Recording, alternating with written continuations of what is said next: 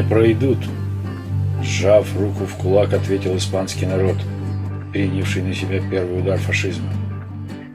«Они не пройдут», — твердили антифашисты, которые со всего мира ехали на помощь борющейся Испании.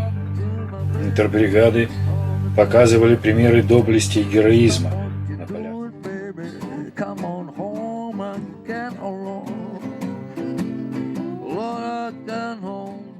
Greetings, diners, and welcome to another edition of the Collapse Cafe here on the Doomstead Diner. Today, I am happy to be talking with Russell Texas Bentley, who is currently fighting in the Ukraine and the Donetsk area, which is actually they're separatists and trying to break away from the Ukrainian government. And he hails from Texas, as his name might indicate, and went over there a little over a year ago to join their militia. Russell, welcome. Thank you very much. Glad to be on your show. I'm glad to have you here. I ran into your material a few months ago. I think it was on the Greenville Post. It was the first place I saw it. A great place, a great website, by the way. Yes, I get a lot of material from Greenville Post as far as adding it to our news channel. Interesting, unique material, and one of the better websites that's out there, not mainstream media stuff. So I went exploring and eventually managed to turn up Russell's email address and sent him a note that I'd like to talk. And so here we are today. The first thing I think I want to talk about, Russell, because I know my audience is interested in this, is what got you over there and what your formative years were like here in the fascist states of America, growing up, and just what led you down the path to get there. Can you tell me a little bit about your parents and your family life, what their political leanings were, and so forth? Sure. I was born in Austin, Texas. I grew up in Highland Park in Dallas, which is kind of like the Beverly Hills of Dallas. It's a very rich. It's where George Bush Jr. lives now. It's a very rich, exclusive area. A lot of millionaires and billionaires live there. It was a very insulated area. The people there, they're elitist. They're the one percenters for sure. Very prejudiced, racially prejudiced area. And when I was a little kid, we had a live-in maid. We had like our yard man that they were black, and they were really nice people, and I really liked them. And so when I heard everybody else, white people around, talking bad about black people and stuff, I'm like, hey, man, you're talking about my friends. And so I felt like a cognitive dissonance about what people were saying and about what I knew from my own experiences. And that's something that has really made me different from a lot of people, is that I've learned from my own experiences rather than from what I heard on TV or what my friends think or what my parents told me or what I learned in school. I learned from my own life experiences.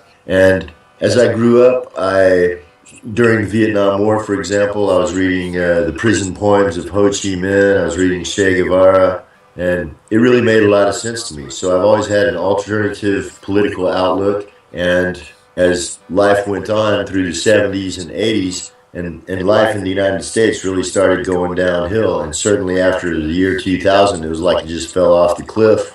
And I saw these wars that the United States was starting all over the world that were really unjustified, that were really wars of aggression, which is a crime under the Nuremberg laws. And when Libya happened, even when Yugoslavia happened under Bill Clinton, that was a terrible crime. That was an unjustified war. Then Iraq, Afghanistan, Libya, which was a terrible, terrible crime. Most people in America, they think Muammar Gaddafi was, some kind of clown. He dressed funny and gave long speeches at the UN. But Libya under Gaddafi had the highest standard of living of any country in Africa, higher than many countries in the West. In Libya under Gaddafi, medicine was free, housing was free, education, university education included, was free. Free. When people got married, the Libyan government gave him $50,000 wedding, the equivalent of $50,000 wedding present from the government. And so if Muammar Gaddafi was a crazy dictator, then I wish that I lived in a country that had a crazy dictator like that for a president, and I'm sure many Americans would like that too. Maidan happened. I saw that on TV, and I knew it was bogus. I knew it was engineered by the states from the get-go. John McCain was there, Victoria Nuland, whose real name is actually Victoria Noodleman, by the way. She was there, and I knew it was a phony revolution. And, it just got way out of hand. I could see that these guys throwing Molotovs at the cops. I mean, even from back then, I mean, if what the protesters in Maidan did in Kiev, if they did that in the States, the U.S. cops would mow them down. They would open fire and not stop till they ran out of bullets. And so the government that they were protesting against was at least more lenient than the U.S. government is now. And yet they were saying how bad it was. But then the government that they replaced it with, under the direction of the U.S. government, I mean, which Victoria Noodleman literally chose the people that were going to be in the government. It was not a democratically elected government, even to this day. It was directed by the U.S. government, who was going to be in command in Kiev. And so I knew that was funny. Then I saw the mass murders that happened in Odessa when the peaceful protesters were chased into the trade union building and then set on fire. Almost 100 people were murdered that day. The cops stood by or else helped to kill them. And, that really started making me ashamed to be an American. And then when it happened, there was in June of 2014, there was a air attack, a rocket attack from a Ukrainian Air Force jet on the city hall in Lugansk. And a woman named Ina Kukuruva was hit by those rockets, and her legs were basically completely blown off. And she was sitting on the ground, and she bled to death, but for about 1 minute after she got hit, she was still alive. And somebody took a video and some photographs. You can find them on the internet. Yeah, I saw that. And she's looking into the camera, and it was like she looked into my soul. And she said, "What are you going to do about this?" And I said, "I'm going to go there and kill the guys that did this." And that's exactly the moment when I had my decision completely to come here. And I started selling my stuff, saving my money. I did a crowdfunding campaign on Indiegogo, or one of those GoFundMe sites, and I raised the money. And right after Thanksgiving 2014, I got on a plane and flew to Rostov-on-Don, and then a couple of days later crossed the border into the Donetsk People's Republic, and I've been here ever since. All right. Well, that was a concise and fairly, rapid and complete history of how you got from Texas over to Donetsk. And, I can definitely see a lot of those motivational factors along the way. I've certainly witnessed the same things since my youth, and with the Vietnam War and then Desert Storm, and just the endless series of wars that we have participated in. And then in the years since, I have done a lot of reading, and this is all nothing new. This is the way the government has been run, going back well to the 1800s. General Smedley Butler wrote War is a Racket back in Yeah, Smedley Butler is a guy I admire very much. Yeah. We have written numerous articles about Smedley on the diner. All right, but so we've got you over there, but I want to backtrack a little bit again. Find out a little bit about your working years here in the FS of A. What how did you start work? What sorts of work did you pursue? Well, actually, my first job when I was 18, I lived in Brownsville, Texas, a very southern tip of Texas, right on the Mexican border. And work was hard to find in Brownsville when I got out of high school and started looking for a job. Didn't want to work at a Dairy Queen or something, so I ended up, my first job, I was actually a illegal immigrant worker from the United States into Mexico. I got my first job in Matamoros at a big factory over there as a welder, and I was actually an illegal, undocumented worker, but they paid me, and my take-home pay for 40 hours back then was $98 a week. Yeah, the pay scales back in those years, and then crossing the border over to Mexico, can definitely bring you down. My very first job was a summer job as working in a shower curtain factory in New York City in the garment district before they moved all that stuff over to China. And, I was getting paid minimum wage and whatnot, $3 an hour at the time or something like that. So, okay, well, you started there, when you came back into the U.S. Then a couple years later, I moved up to Houston, got a job as a tree surgeon. I've done that on and off throughout my life. It's pretty hard and dangerous work, but it pays pretty well, and I'm good at it. I eventually became a certified arborist. So I've done that off and on throughout my life. Joined the Army when I was 21, U.S. Army. Served 3 years over in 2 in Germany and 1 at Fort Polk. Then from there, my parents had opened a restaurant down on South Padre Island. I worked there for a while, about 7 years. Then I moved up to Minnesota, Minneapolis. Did more tree work up there, some political activist stuff. And then moved out to Washington in Washington State in 1999. Did some more tree trimming out there. They got big trees out on the West Coast up there, redwoods and western cedars and whatnot. So it was pretty good work. Then moved back to Austin in 2007. By then, I became a certified arborist, and I was getting a little old to swing through the trees like Tarzan by that time. So I just decided to become a salesman and an estimator. And that was the job I was doing right before I came to Nova Russia. It was a good job. I was good at it. You know, if I worked 30 hours a week, I could bring home $1,000 in my pocket every week. If I worked 40 hours, I could bring home 1,500. So I was, I wasn't rich by any means, but I wasn't poor by any means either. I could eat all the steaks and drink all the whiskey I wanted to. Mm-hmm. Living basically a fairly typical middle class life of that era. Yeah. Before things really went bluey. I know also, I've seen you playing your guitar on and singing on a few of your videos. So you're part of the music scene in Austin. We have one of our members' daughter is involved in the music scene in Austin, so they were very curious about that. Mm-hmm. Yeah, actually, I played professionally for about 3 years when I lived down on South Padre back in the '80s. We had a band. We were the house band for a bar called Club Poco Loco, and we played around. We were pretty popular back then, and I've always enjoyed playing the guitar and writing songs and stuff like that. And actually, my niece Carson McCone is also a musician in Austin right now. She's doing pretty well. She's an up and coming singer songwriter, kind of country folk type music. One of the things we were interested in, because I knew you had a niece that was involved in that, and like I said, my friend's daughter is also, and so I said maybe these people know each other, and whatnot.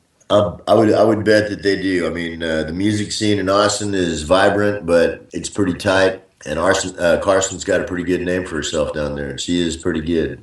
So, well, we'll find out after we air this interview whether they know each other, and that would be very interesting indeed, if that's true. Okay, so that's how your years working. You mentioned that you joined the military, U.S. Army, when you were 21. You spent 3 years in there. What kind of job in the military did you have? And 12 Bravo combat engineer. And that entailed how it is in the U.S. Army. The lower the number and the closer to the beginning of the alphabet, the tougher the job and the closer to the front. And the numbers start at 10. So I was 12. 11B is infantry, 12B is combat engineer. Okay, and as a combat engineer, what were your responsibilities? Demolition, construction, mine clearing, mine laying, booby traps, stuff like that. Some of that training has proved to be very useful here in Nova Russia as well. Yeah, that was my next question, and you anticipated it well. I'm wondering how much of that stuff you were able to transfer over to your latest adventure. So, okay, you decided to go to Nova Russia. That's a big decision, I think, obviously, for anybody to do. You're probably, I don't know if are there any other Americans who are over there that you know of? Yes, there are several, but they, unlike me, they perhaps plan to go back someday, so they're very, very guarded about their identity or what they're doing here or something. So there are several of them, but I'd prefer not to say really too much about them. I'm just curious if you were unique or if there are others, but there apparently are others. Even so, that decision and breaking it to your family and friends and workmates, how did that go when you let everybody know that you were headed off to foreign lands and probably wouldn't be coming back? Well, my closest friends understood and supported my decision. My family, I think my brother understood and supported my decision, but other members of my family didn't really believe me. They thought I was just making some big talk. But I'm the kind of guy that usually does what he says he's going to do. And, at Thanksgiving, I said, I got the ticket. I'm leaving tomorrow. How long was it between the time you let everybody know and then left? From when you first About 3 or 4 months. About 3 or 4 My months. original plan, I think I made the decision to come in like mid-June, something like that, 2014. My original plan was to leave at the end of August, but finances, Russian visa, stuff like that took a little longer, a little more complex than I expected, and so I ended up leaving at the end of November. Now, when you got that visa, did you how did you write your visa application? Obviously, not going to write the visa application that you're going to fight in Novorossiysk. Did it as a tourist visa or what? Yeah, I got a Russian tourist visa with two entries. So if I came here and it was like, a total madhouse or something, I could still get back to Russia and, get back to the States. But, it was my intention to come here and stay here. And my visa expired 1 month after I got here, my first day at the front, which was December 31st. And I have no regrets. I'm glad to be here. I actually like it here better than in the States. And my friends that I talk to back in the States are like, man, things are just getting worse and worse every year. We work harder, we make less money. I tell my Russian friends here, that if the cops see you driving down the street without your seatbelt on, they'll give you a ticket for $250, and they can't believe that. They're like, that's insane. And really it is. I mean, Well, it's the greater and greater control over your life that a bigger and bigger bureaucracy tends to get, and I think that this bureaucracy and this government has grown about as big and sent out as many tentacles as is humanly possible. So you had to raise the money to go there and have enough money to get going. What were your methods of getting enough money together to make the trip? well, like I said, I had a pretty decently paying job. I kept up with that. I sold a lot of stuff, a lot of my major possessions because I really wasn't expecting or planning on coming back. And I also did a crowdfunding campaign on, I think it was GoFundMe.com, where you can. And what I said on that thing was that, I'm not going there to fight, I'm going there to help. And I've already bought my ticket. I've already got my way over there. This is money that I'm raising for emergency expenses or a ticket back if I really need one. And, so that was kind of a, middle of the road way of, letting people donate money without being worried that, the Department of Homeland Security was going to say they were funding terrorists or something like that. And I mean, and really it was true, but yeah, so I hit Donetsk. I had a little over $3,000 in my pocket when I got here, and that lasted me about 6 months.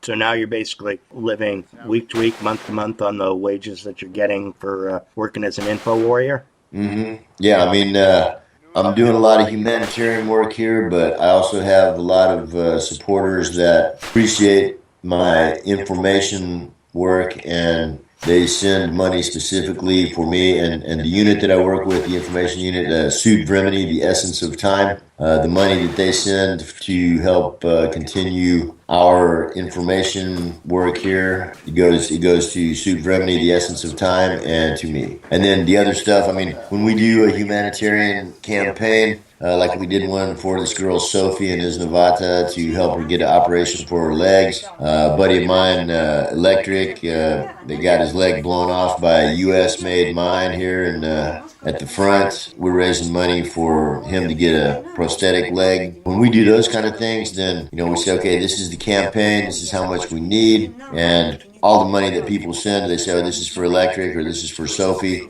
and all that 100% of that money that people stipulate for those humanitarian AIDS projects, it goes all to them. And then people send other money and they say, hey, this is for Tejas, this is for Sud Vremeni, this is for information work. Then Sud Vremeni and I, we split that money up. And I mean, my living expenses are very low, and this is something that's worth thinking about. I have a 2-bedroom apartment on the 7th floor, Center City, like right downtown Donetsk. And Donetsk is a city of about 1 million people. It's a good-sized modern city, really nice city, actually. My rent and all utilities, including internet, it's a furnished apartment, 2-bedroom apartment. It runs me about 6,000 rubles a month. Which would be how much in U.S. dollars at the current exchange About rate? $80. About $80 a month. Okay. Yeah, for a furnished 2-bedroom apartment with all bills paid, and it's nice, man. You're I not mean, going to find that anywhere in the FSFA, that's for sure. maybe in Flint, Michigan. Yeah, maybe in Flint. And But you know, and here's you the can thing, drink the bro. leaded water. I mean, this is worth thinking about. Bottle a half liter of Stoli vodka, Stolichnaya vodka, Mm, buck and a half. Pack of Winston cigarettes, 70 cents. I yeah, mean, I'm paying. fast internet here, fast internet, $10 a month. Mhm. Yeah, I'm So paying $10 a pack for my cigarettes, and yeah, sure. my internet's costing me something like 100 a month or whatever. Well, see, and that's the whole point, man. That I mean, the companies that provide these products and services here, they're still able to make a profit. It's just not a raping rip-off profit like it is in the United States, you know? Yeah, the economics are definitely a whole lot different between the two Yeah, places. The and way it's it's and run it's because from the it's ground up. because the governments are different, man. The government in the United States is it works for the corporations, man. Their job in the United States is to make it easier for the corporations and the government itself to squeeze every dime out of the regular working people of the United States. And so they don't put a limit on how much people can charge and stuff, and that's a lot of people in America, they think it's bad when I say that I'm a communist, but I am a communist. And I'll tell you what that means to me. This is worth thinking about. Communism, it doesn't mean that the garbage man and the brain surgeon both get paid $100 a month. I mean, there can be different degrees of pay for different jobs, but it means that there's a certain level in a civilized society below which members of that society cannot live and still call that society civilized. I mean, when people sleep under bridges, when people eat out of garbage cans, when people die because they can't afford medicine, that's not a civilized society. So there's a certain level below which people in a civilized society should not live. They should have access to housing. They should have access to medicine, education, stuff like that. And the way that you guarantee that everybody has access to that, whether they can work or not, is because you say, okay, there's a certain level above which people cannot have more money. 10 million bucks, no problem. 20 million bucks, no problem. 50 million bucks, you have to work pretty hard to earn 50 million bucks. $1 billion, which is 1,000 million bucks, no one can earn $1 billion. There's no way that you can earn. No, every billionaire on this planet is a thief because they took the surplus profit that was made by people that worked for them and they kept it for themselves when the people that did the work were the ones who earned it. So no one can earn $1 billion. No one can work that hard. I mean, when I was a tree trimmer, when I was climbing up 150-foot tall trees, I made about 50,000 bucks a year. That's hard, dangerous work, and it takes a lot of skill, and it takes a lot of balls to do it too. And I did it well. And 50,000 bucks is a comfortable living. So you're talking about 2,000 times that. Are you kidding, man? Who can work 2,000 times harder than I did at that kind of a job? I mean, it's like the second most dangerous job that there is, by the way, too. There's no excuse for billionaires. And so there has to be a limit on how rich people can be. And you take that surplus money and you create a limit on how poor people can be. And you say, just because this guy's a junkie, just because this guy's semi-retarded, just because this guy's just a lazy punk doesn't mean that he deserves to sleep in the street. In a civilized society, everybody has a house. Everybody has enough to eat. If everybody wants to work, they can get a job. If everybody wants to go to school, they can go to school without becoming $100,000 in debt. And that's the kind of government that we have here. Let me tell you something, bro, and this is pretty interesting. In my apartment building, if people don't pay their electric bill, they put up a piece of paper at the entrance hall. And it says, apartment 57 owes 300 rubles. Apartment 75 owes 100 rubles. They don't turn the electricity off. If somebody can't pay, they just say, hey, don't forget to pay. And plus we're telling all your neighbors that. I mean, the thing is, the electricity here it's like $15 a month for electricity here. In Texas, it was 150, $200 a month, maybe 300 in the winter. I mean, in the summer, if you ran the air conditioning. That's one of the things, though, for me, that is still fairly reasonable up here because of the price of natural gas. Thing is run on NG up here. So my monthly electric bill is usually about $25. So it's not too bad. That's one of the few things. Well, Alaska's got it a lot better than a lot of places down in the lower 48, man, for sure, man. I've been there enough to know, man. Yeah, it's a co-op, the Matanuska Electric Association. So it's not really a direct for-profit type of corporation. Yeah. It was formed actually during the Great Depression when Roosevelt was setting up a lot of these things, and they were set up along a socialist type of model. All right, so we've gotten a little bit of the background, and now you're over in Donetsk. You've made it across the border. You got to join the militia. What about how did you train for it for going out to the front? What sort of training did you get? You had a language barrier too. How did you get over the language barrier? And that language barrier was really tough. And what I've said since I've been here, people that have written to me and said, hey, I want to come join the militia or, come help out. The most important thing if you want to come here is to know Russian, to learn Russian before you get here, because I didn't know it. And as far as the training went, from the time I signed up, the 14th of December is when I joined the Nova Russian Army. I had 2 weeks of basic training. The first week was like showing how to take down a Kalashnikov, which I already knew. Basically doing push-ups and, running in the morning. And then after that, the second week was we were manning a checkpoint about 2 kilometers from the Ukraine lines. There was another checkpoint when we were there in December. 2 guys, the next rotation came to that checkpoint, and the guys that were there were both with their throats cut and their weapons gone from the UCROPs. So it was pretty much on-the-job training.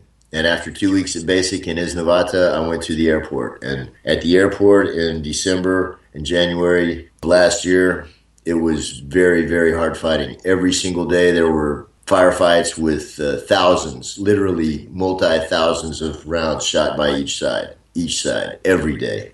Where was your ammo coming from? We got ammo delivered to us every morning from right before dawn. A car would come from the center of Donetsk. They would bring food, water, and ammo, and new soldiers. And we had to run across about 100 meters of open land that was under sniper fire, under artillery observation. We shot so much ammo at my first position, Troishka, at the airport, that we used the wood from the ammo crates in our stoves, which was the only thing we had for heat, to heat our rooms and to cook our meals. Ooh, well, it definitely was a trial by fire, as they say. It very much was. How long were you at the airport? How long did the firefighting go on? I was at the airport for about 3 months, and then I moved to another little town a few miles away called Spartak, which is also a very, very hot position. At the airport, I was at Troishka in January for a couple of weeks, and then I went to Milnitsia, which was a communication center, and then I went to Ushi, which was an observation and listening post that was under very, very heavy artillery fire. In January, we took back the new terminal of the airport. We drove the Ukrainian army back a couple of kilometers. We destroyed the control tower. We took the new terminal. And after that, it wasn't so much firefights with guns. It was artillery attacks, because the UCROPs were pushed back several kilometers. So they just shot at us with artillery. They had a huge advantage in artillery against us. At the Ushi position, in a 3-hour tour of guard duty, we would get shot at probably between 20 and 50 rounds directly, targeting our position. And they knew exactly which room of which house we were in. What about weapons disparity? You mentioned that they had more in the way of artillery. What about things like tanks, air support, drones, that sort of business?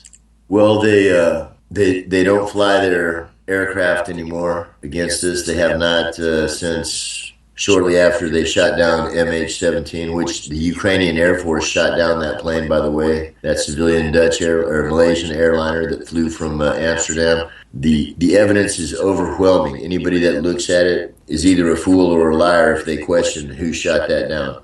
And shortly after that, the Ukrainian Air Force quit flying planes against Nova Russia. They do use drones quite frequently. I've seen them many times. I've shot at them many times. We've shot some of them down. They have a lot better. I mean, the United States has given hundreds of millions of dollars of military aid to the Ukrainian army, lethal and non-lethal. And among the non-lethal items that they give are drones. They give thermal imagers, which are a force multiplier. Very, very, I mean, you can't kill anyone with the thermal imager, but if you put one on a rifle, it makes that rifle 20 times more effective, especially at night. And we have thermal imagers too. They're not of the quality or nearly of the quantity that the UCROPs have.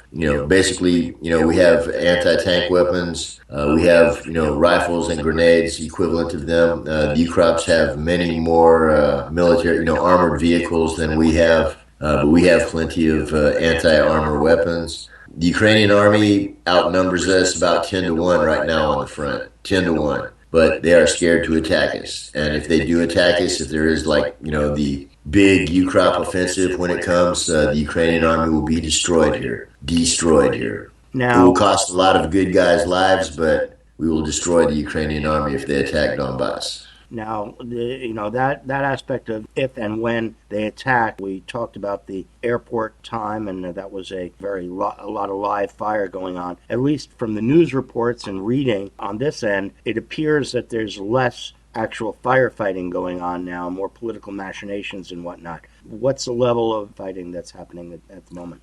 At the front, between the Ukrainian army and the Novorussian army, it's still very, very hot. I mean, there are firefights all along the front every day still. The thing that's been reduced somewhat for the last few months, although it's starting to pick up again, is the Ukrainian artillery attacks against civilian areas. But in the last couple of weeks, they've started to do that again. And especially, Gorlovka, Spartak, here in Donetsk. In the last week or so, we've been hearing artillery heavy bombardments pretty much every day. And civilians are again getting killed. Yeah, I did see on your website, or maybe it was Essence of Time's website, YouTube channel, the memorial to the people who were killed last year in a bus or in a trolley. Yeah, something like that. It was a basically like a cable car trolley bus through totally civilian area. There was no military around it. It was the day after we took the airport, and it was kind of their revenge. They were shelling the civilian area. Bus took a direct hit from a 120 millimeter mortar, which is a heavy artillery. It killed 20 people, or killed 13 people and wounded 20 more. And I mean, it doesn't mean like a scratch. It means like blinded or blew their arms or legs off or something like that, So that was, one hit that did huge damage. It really affected everybody in the city. When we went to the memorial, that was 1 year later, there was probably 400 people there that day, including Zaharchenko, the leader of the DNR. Well, that is definitely a tragedy, and fortunately... Well, more than a tragedy, it was actually it was a war crime. That was an intentional targeting of civilian areas. It's an act of terrorism. That's exactly what it is. The Ukrainian army, Ukrainian military, they are terrorists, and the United States backs them. So the United States government is literally and absolutely a state sponsor of terrorism. Yeah, I think you can pretty much say that's true on many fronts, and not just in Donetsk. Indeed. It goes to Syria and many other places as well, and all the attempts at regime change. And speaking of which, in Syria, the ISIS cannibals that are being smashed right now by the Russian offensive against them, Russian and Syrian army, the United States is moving those terrorists out of Syria, and we have irrefutable, certain, concrete evidence that Syrian terrorists from ISIS have been shipped to Odessa and are being moved from Odessa to the Mariupol area, which is one of our frontline positions. Our recon units that go behind the Ukrainian lines have surveilled Ukrainian army bases and seen ISIS flags. I mean, have photos of ISIS flags. Well, that is definitely information that is worth getting out, and especially if we can get pictures and so forth at some point, I would be certainly happy to publish them. Appreciate that. Yeah. Well, I got a real funny feeling talking to you on the phone.